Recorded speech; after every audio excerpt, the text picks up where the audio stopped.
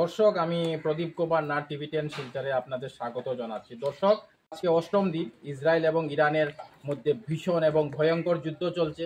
একদিকে Israel F-15, F-16 এবং F-35 সর্বমোট 60টি ফাইটার প্লেনের মাধ্যমে ইরানের ভিতর ঢুকে বাংকার ব্লাস্টার বম এবং মিসাইলের মাধ্যমে ইরানের তেহরানে এবং ইরানের পারমাণবিক ঠিকানায় হামলা করছে।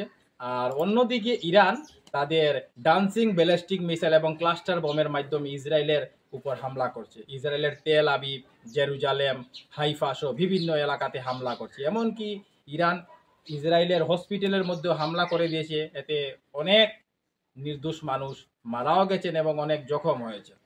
যত দিন যাচ্ছে ইসরায়েল এবং ইরানের যুদ্ধ ভয়ঙ্কর থেকে ভয়ঙ্কর এবং বিপজ্জনক থেকে বিপজ্জনক হয়ে উঠছে। ইরান তাদের নতুন মিসাইল লঞ্চ করেছে, যাকে ডান্সিং ব্যালিস্টিক মিসাইল বলে। এইগুলো সাপের মতো ডান্স করে করে আকাশে উঠছে আর ডান্স করে করে ইসরায়েলের মধ্যে আঘাত করছে। সেই কারণে ইসরায়েলের আয়রন ড্রোম, ডেভিড সিলিং, এরো 1, এরো 2, এরো 3 এবং আমেরিকার থার্ড এয়ার ডিফেন্স সিস্টেমও আটকাতে পারছে না।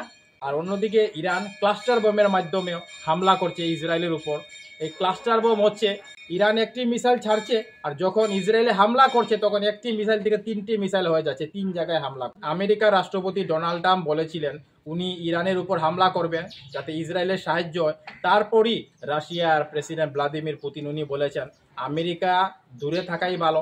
যদি আমেরিকা ইরানের উপর হামলা করে তাহলে আমেরিকার স্বাস্থ্যের জন্য ভয়ঙ্কর এবং বিপজ্জনক ক্ষতি হবে, যা আমেরিকা সামলাতে পারবে না। রাশিয়ার প্রেসিডেন্ট ভ্লাদিমির পুতিন ডাইরেক্ট আমেরিকাকে সাবধান করেছেন এই যুদ্ধে না নামার জন্য। তাই আমেরিকা গতকাল সিচুয়েশন রুমে একটি মিটিং করেছে এবং মিটিংয়ের পর বলেছে যে 2 সপ্তাহ অপেক্ষা করবে, তারপর সিদ্ধান্ত নেবে যে আমেরিকা ইরানের উপর হামলা করবে কিনা। অন্যদিকে ইসরায়েলের প্রধানমন্ত্রী বেঞ্জামিন নেতানিয়াহু বলেছেন আমেরিকার রাষ্ট্রপতি ডোনাল্ড ট্রাম্প আমেরিকার যা ভালো হবে উনি তাই করছেন। আর ইসরায়েলের প্রধানমন্ত্রী বেঞ্জামিন নেতানিয়াহু বলছেন ইসরায়েলের জন্য যা ভালো বেঞ্জামিন নেতানিয়াহু তাই করবেন। তাহলে দর্শক, যুদ্ধ থামছে না, যুদ্ধ ভয়ঙ্কর থেকে ভয়ঙ্কর এবং বিপজ্জনক থেকে বিপজ্জনক হয়ে যাচ্ছে। আমি টিভি10 শিলচরের পক্ষ থেকে প্রদীপ কুমার নাথ ভাবলাম এই খবরটি খুব গুরুত্বপূর্ণ, তাই আমি খবরাখবর করতে বাধ্য হয়েছি। ধন্যবাদের সহিত টিভি10 শিলচর, প্রদীপ কুমার নাথ। ধন্যবাদ।